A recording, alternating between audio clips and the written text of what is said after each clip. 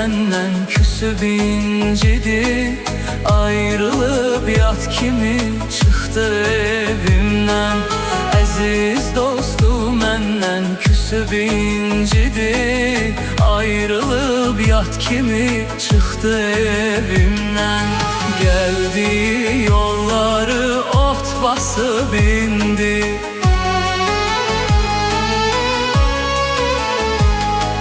geldi yolları ot basıb indi. O gedib qalmışam həsrətində mən, o gedib qalmışam həsrətində mən.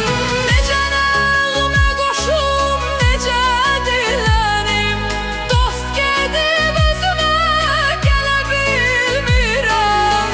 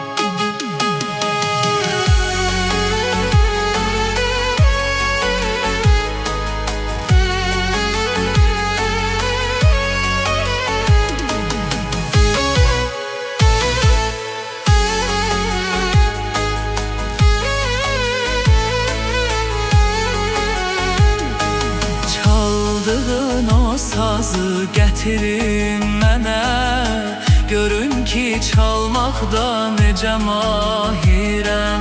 Çaldığın o sazı gətirin mənə, görün ki çalmaqda necə mahirəm. Əlim dəyən kimi bircə telinə,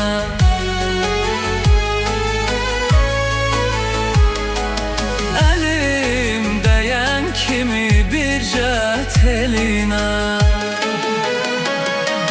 Simlər haray çəkib qırıldı o dəm, simlər haray çəkib qırıldı o dəm.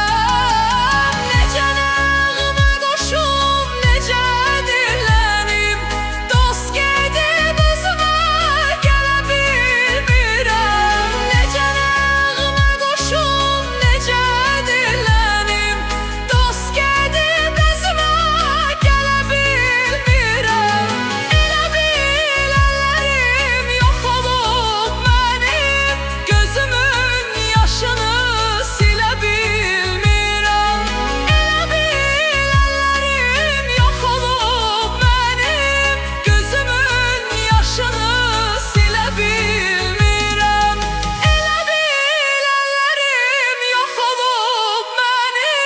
Gözümün yaşını silə bil.